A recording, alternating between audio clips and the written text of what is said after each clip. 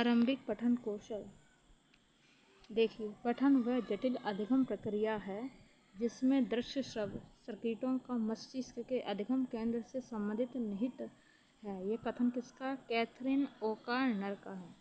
पठन वह जटिल अधिगम प्रक्रिया है जिसमें दृश्य श्रव्य सर्किटों का मस्तिष्क के अधिगम, ठीक है, मस्तिष्क के अधिगम केंद्र से संबंधित निहित है। बस कुछ इस प्रकार से लिखा है। बाकी यहाँ पर देखिए, लिखित भाषा के ध्वन्यात्मक पाठ को कहते हैं मौखिक पाठ। क्या कहते हैं? मौखिक पठन कहते हैं। मौखिक पठन। पठन की क्रिया में आवश्यक है अर्थ ग्रहण करना। पठन की क्रिया में क्या आवश्यक है? अर्थ ग्रहण करना।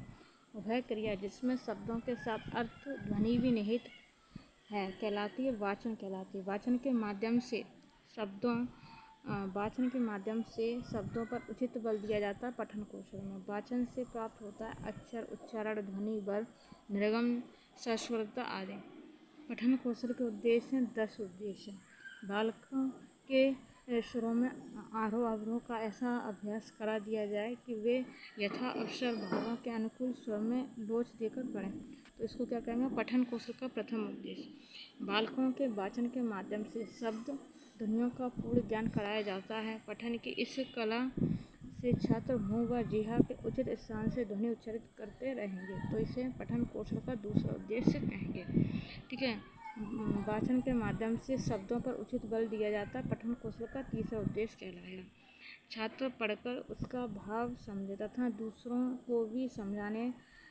वाचन का ये उद्देश्य है चौथा उद्देश्य। वाचन से अक्षर, उच्चारण, ध्वनि, वर्ग, निर्गम, सस्वरता आदि का सम्यक संस्कार प्राप्त होता है पांचवा उद्देश्य।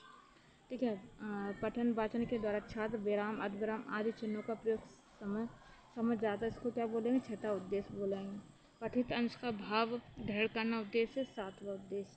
पठन द्वारा त्रुटियों का निवारण करना क्या है? आठवां उद्देश्य। वाचन शब्द भंडार में वृद्धि करता है नौवां उद्देश्य। वाचन से स्वाध्याय की प्रवृत्ति जागृत होती है, इसको 10वां उद्देश्य। पठन कौशल के आधार कौन सा? वाचन मुद्रा और वाचन शैली हो जाएगा। क्या हो जाएगा? वाचन मुद्रा और वाचन शैली। बैठने खड़े होने का ढंग, पठन सामग्री हाथ में ग्रहण करने की रीति तथा भावानुसार हाथ, पैर, नेत्र आदि अन्य अंगों का संचालन वाचन मुद्रा। भावानुसार स्वर के उचित आरोह अवरोह के साथ पढ़ना, यह क्या हो जाएगी? वाचन शैली हो जाएगी। पठन कौशल के गुण। पठन कौशल के 4 गुण है। पठन कौशल के कितने गुण हैं? पठन कौशल के 4 गुण हैं। प्रत्येक अक्षर को शुद्ध तथा स्पष्ट उच्चारित करना क्या कहलाता है? पठन कौशल का प्रथम गुण कहलाता है। पठन कौशल का दूसरा गुण है पठन में सुंदरता के साथ प्रभाव होना। मधुरता, प्रभाव, उत्पादकता तथा चमत्कारपूर्ण ढंग से आरोह अवरोह के साथ वाचन होना पठन कौशल की तीसरी विशेषता। प्रत्येक शब्द को अन्य शब्दों से अलग करके उचित बल तथा विराम के साथ पढ़ना पठन कौशल का चौथा गुण विशेषता है।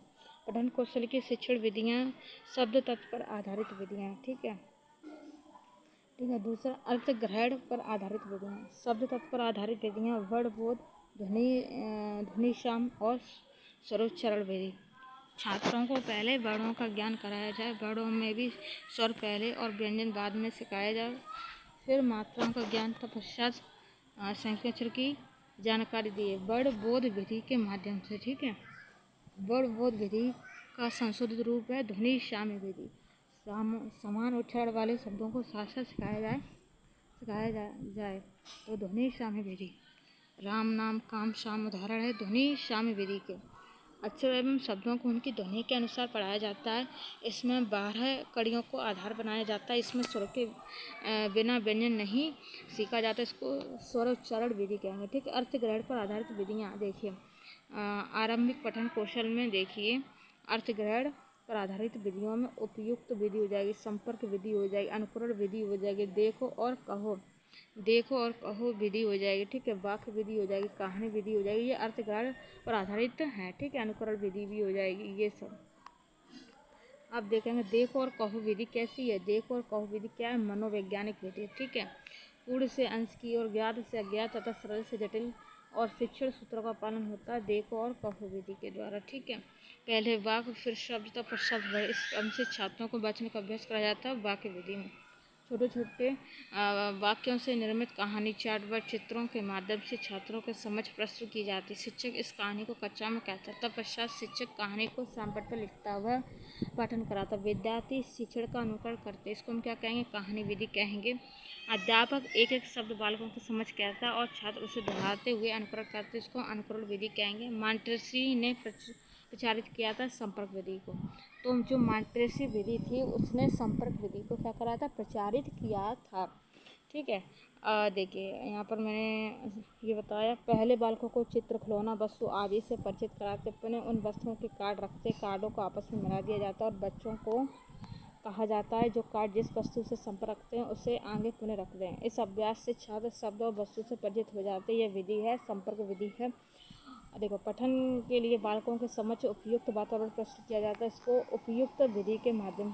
ठीक है, उपयुक्त विधि में आवश्यक दृष्टि का अभ्यास, मौखिक कार्य और पर अधिक बल देना। ठीक है, वर्णों की समानता के चित्र दिखाकर किसी असमान चित्र को पहचानने का अभ्यास कराया जाता है उपयुक्त विधि में। ठीक है, उपयुक्त विधि का कार्य बालकों को आकृति बनवाकर उसमें रंग भरवाना एवं गिनना सिखाना आदि। ठीक है, पठन संबंधी त्रुटियाँ कितनी हैं, 10। पठन संबंधी 10 त्रुटियाँ होती हैं दोस्तों। ठीक है, पठन संबंधी त्रुटियों को स्पष्ट किया जाता है। अटक अटक का पढ़ना, पठन के समय अनुचित मुद्रा, अशुद्ध उच्चारण, ये सब दोस्तों होता है, आप जानते हैं। ठीक है, इसको आप स्क्रीनशॉट ले लें इसका। बाकी देखेंगे पाठन संबंधी त्रुटियों के निवारण का उपाय। देखिए, ये 7 तरीके से हम निवारण कर सकते हैं। ठीक है, इसमें देखिए, आवृत्ति, पुनरावृत्ति, स्थान परिवर्तन कर सकते हैं, स्पष्ट निवारण चिकित्सा विधि के द्वारा, पठन संबंधी उचित मार्गदर्शन। ठीक है, कक्षा का आवश्यक वातावरण, छात्रों के मानसिक स्तर के अनुकूल पाठ्य सामग्री का चुनाव, बार बार आवृत्ति या पुनरावृत्ति के माध्यम से अभ्यास कराकर उच्चारण संबंधी दोषों का निवारण किया जा सकता है, इसको हम आवर्ती पुनरावृत्ति विधि द्वारा। ठीक है, इसके द्वारा आगे देखें, पाठ्य सामग्री का चुनाव होना चाहिए छात्रों को केंद्रित मानकर। ठीक है, छात्रों को हम पहले प्रायोरिटी देंगे। ठीक है, इस प्रकार से विद्यालय में शिक्षक, प्रधानाचार्य, विद्यार्थी, अन्य कर्मचारी हैं, मानवीय संसाधन। ठीक है, ये किस में आ जाएगा, मानवीय संसाधन में आ जाएगा। विद्यालय में कच्चा फर्नीचर, खेलकूद का सामान, ये भौतिक संसाधन हो जाएगा। ठीक है, स्वच्छ विद्यालय, शुद्ध जल में शौचालय, भौतिक संसाधन। ठीक है, विद्यालय शिक्षा संचालन हेतु प्रमुख प्रबंधन, वित्तीय प्रबंधन। वित्तीय प्रबंधन की जो क्षेत्र हैं वो देखिए, सामान्य शिक्षा के संचालन हेतु, शिक्षा सुविधाओं के विस्तार हेतु, शैक्षिक अवसरों की समानता हेतु। ठीक है, शिक्षा के वित्तीय प्रबंधन के स्रोत, भूमि अनुदान, समाज द्वारा, छात्रों की फीस द्वारा, राज्य के अनुदान द्वारा, समावेशी संस्थान द्वारा। ठीक है, समावेशी समाज सेवी संस्थाएं, विश्व बैंक, यूनेस्को। विद्यालय बजट का प्रबंधन करता प्रधानाध्यापक। शिक्षण कार्य उद्देश्य विहीन है पाठ्यक्रम के अभाव में। पाठ्यक्रम होना चाहिए रुचिकर एवं उपयोगी होना चाहिए। विषय को आधार मानकर पाठ्यक्रम को नियोजित करना चाहिए। विषय केंद्रित पाठ्यक्रम, बालक को केंद्रित कर पाठ्यक्रम बनाया जाता है। बालक केंद्रित पाठ्यक्रम में क्रिया आधारित पाठ्यक्रम, क्रिया केंद्रित पाठ्यक्रम। ठीक है, क्रिया केंद्रित पाठ्यक्रम कहा जाता है अनुभव प्रधान पाठ्यक्रम। छात्रों के समान विकास पर केंद्रित होता है कोर पाठ्यक्रम। शैक्षिक, मानसिक तथा ज्ञानात्मक पक्ष का विकास पाठ्यक्रम संबंधी कार्यक्रम से। बालक का बहुमुखी विकास होता है पाठ्य सहगामी कार्यक्रम से। शारीरिक, मानसिक, सामाजिक, सांस्कृतिक तथा धार्मिक विकास होता है पाठ्य सहगामी क्रियाओं से। विद्यालय में खेलकूद, NCC, NSS, स्काउटिंग, गाइडिंग के आयोजन आवश्यक है शारीरिक तथा क्रियात्मक विकास के लिए। ठीक है, सांस्कृतिक कार्यक्रम, राष्ट्रीय पर्व, विद्यालय दिवस विकास होता है भावात्मक पक्ष का। विद्यालय में नियमों के अनुरूप आरक्षण करना अनुशासन। ठीक है, अनुशासन सांस्कृतिक प्रणाली हो जाएगी। शैक्षिक प्रबंधन में अनुशासन का महत्व, चरित्र निर्माण तथा लक्ष्य प्राप्ति के लिए। बालक के सर्वांगीण विकास का उत्तरदायित्व होता है विद्यालय का। ठीक है, विशेष वातावरण सृजन आवश्यक है सर्वांगीण विकास के लिए। विद्यालय में अनुशासनहीनता का कारण है दोषपूर्ण शिक्षा पद्धति। विद्यालय में आदर्शों के अभाव से उत्पन्न होती है अनुशासनहीनता। विद्यालय प्रबंधन में पर्यवेक्षण की प्रक्रिया विस्तृत एवं गहन होती है। ठीक है, अब नेक्स्ट टॉपिक यहाँ पर और समझेंगे। ये हो गया, इसके बाद हमारा दूसरा चैप्टर आ जाएगा।